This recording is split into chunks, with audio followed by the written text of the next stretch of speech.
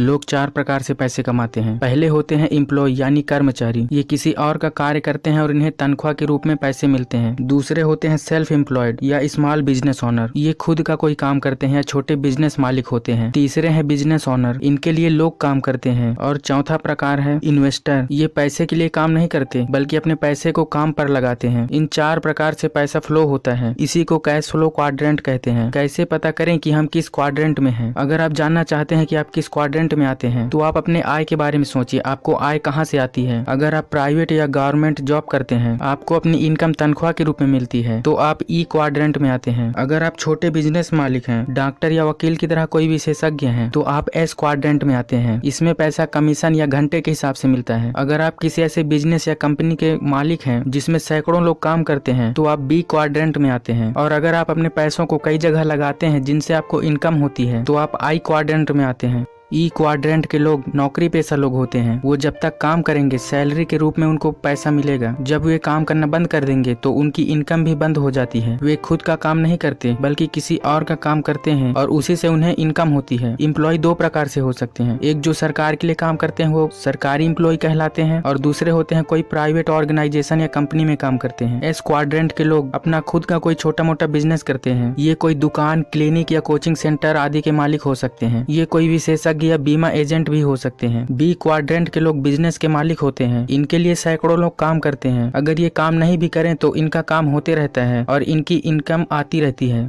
आई quadrant के लोग खुद काम नहीं करते, वे अपने पैसों को कई जगह इन्वेस्ट करते हैं, जैसे gold, real estate, stock, bond, mutual fund, crypto currency इत्यादि में वे अपने पैसों को लगाते हैं, जिससे उनको रिटर्न के रूप में प्रॉफिट मिलता है और वे पैसों से पैसे कमाते हैं। अच्छी बात यह है कि हम किसी भी क्वाड्रेंट में जा सकते हैं, अपने क्वाड्रेंट को चेंज कर सकते हैं। चलिए इसे हम एक एग्जाम्पल से समझते हैं। जैसे कोई गवर्नमेंट डॉक्टर है तो अभी वह ई क्वाड्रेंट में है। अगर वह खुद का कोई क्लिनिक खोल लेता है और अपने हिसाब से काम करता है तो वह अब छोटा बिजनेस मालिक बन चुका है, तो वह एस क्वाड्रेंट में चला जाता है। और अगर वहीं कोई हॉस्पिटल खोल लेता है और सैकड़ों लोगों को काम पर रख लेता है, अगर वह काम नहीं भी करे तो उसका काम चलते रहता है, तब वह बी क्वाड्रेंट में चला जाता है। और अगर वह अपने पैसों को इन्वेस्ट करता है तो वह आई क्वाड्रेंट में भी चला जाता है। इस प्रकार आप अपने क्वाड्रेंट को चेंज कर सकते हैं, लेकिन उससे पहले ध्यान रखें कि आपको क्वाड्रेंट चेंज करना जरूरी है या नहीं। अगर आप अपने क्वाड्रेंट से खुश नहीं है तभी क्वाड्रेंट को चेंज करें। आप जो भी काम करते हैं, जिसमें भी आपका पैशन है वो कीजिए, लेकिन कोशिश कीजिए बी और आई क्वाड्रेंट में रहने की। इससे आप फाइनेंशियली फ्री रहेंगे। अगर आपको रिच और फाइनेंशियली फ्री बनना है तो बी और आई क्वाड्रेंट में रहने की कोशिश कीजिए। अगर आपको हमारे वीडियोस पसंद आते हैं तो चैनल को सब्सक्राइब कीजिए और इस चैनल को ग्रो करने में मदद कीजिए ताकि ज्यादा से ज्यादा लोगों की जिंदगी बदल सके।